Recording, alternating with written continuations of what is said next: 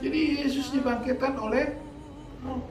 Inilah satu-satunya keunikan di dalam Yesus. Halo, dengar orang semua orang di dunia dimanapun kau berada, yang menonton YouTube ini, yang menonton lewat Facebook. Saya mau katakan bahwa hanya Yesus yang dibangkitkan menurut roh. Kalau orang tanya di mana letaknya Yesus bagi Tuhan, ini salah satunya. Bukan satu-satunya, salah satunya. Bahwa dia adalah Tuhan, bukan sekedar manusia. Karena ada pendeta juga yang sekarang lagi sesat. Dia mengatakan Yesus bukan Tuhan. Yesus setengah Tuhan, dia setengah Allah katanya. Dia hanya sebagai pengajar. Dia hanya seorang nabi. Pendeta besar yang hari ini sesat. Karena dia ikut ajaran Arius Orgenes. Siapa Arius Orgenes? Belajar sejarah gereja. Ada konsili pertama di Indonesia 325. Disiapkan di mana? Konstantinopel. Di mana Konstantinopel? Turki. Tahun 320. Ada perdebatan antara Alexandria dan Arius dan Ore.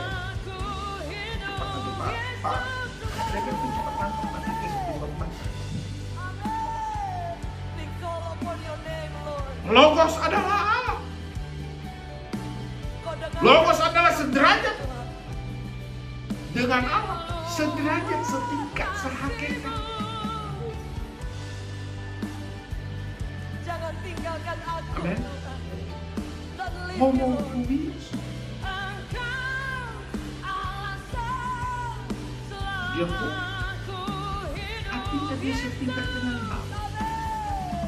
Nah, kalau ada orang mempertanyakan kenapa Yesus ada salib, tadi sudah saya jelaskan, dia untuk mati. Dan yang paling luar biasa dibangkitkan dalam itu menunjukkan dirinya Tuhan. Jadi dia itu di dalam dirinya ada dua eksistensi. Yesus dalam dua eksistensinya 100% kemanusiaannya, 100% di mana letak ilahinya? Karena dia lahir, Matius 1 ayat 20 apa dikatakan? Dia lahir dari, dia dibangkitkan oleh roh. Artinya keilahiannya yang membangkitkan diri. Katakan amin.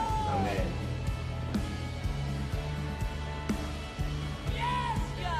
Saya pernah ditanya, maka Pak Johan ini khotbahnya seperti kan oneness. Saya di oneness. Saya mempercayakan Bapa, Yesus dan Roh Kudus.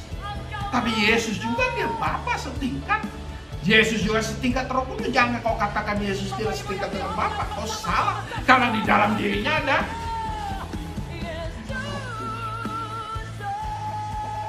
Di mana dia letak pada roh Tuhannya lepas dalam dirinya? Waktu dia katakan Eloi, Eloi, lama sabachthani. Disitulah rohnya keluar. Amin. Roh yang kudus itu keluar. Karena roh yang najis dari Bapak Ibu masuk dalam diri. Betul nggak? Nggak jauh. Secara manusia. Tadi kan 1 Petrus 3 ayat 18 dia mati dalam keadaan sebagai manusia. Coba 1 Petrus 3 ayat 18 coba. Supaya jangan ya, jangan ragu, coba 1 Petrus 3 ayat 18. Coba, sebab juga Kristus telah mati sekali untuk segala dosa kita, ya yang benar untuk orang-orang yang tidak benar, supaya ia membawa kita kepada Allah. Ia yang telah, dikatakan, dibunuh dalam keadaannya sebagai Manusia. sebagai manusia dibunuh, tapi dibangkitkan menurut rohnya. Berarti di dalam dirinya ada kemanusiaannya dibunuh dan ada rohnya yang membang. Paham sampai sini?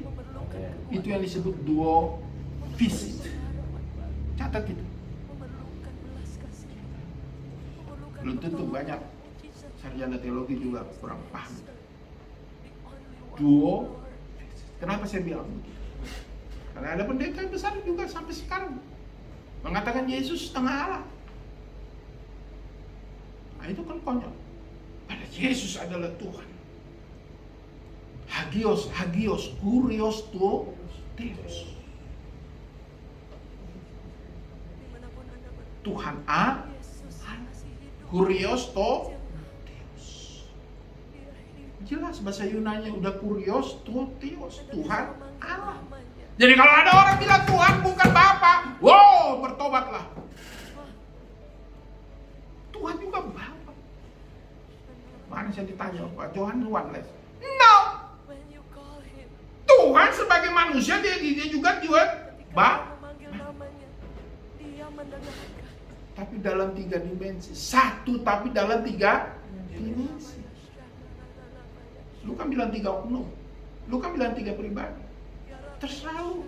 Tapi bagi saya 3 dimensi.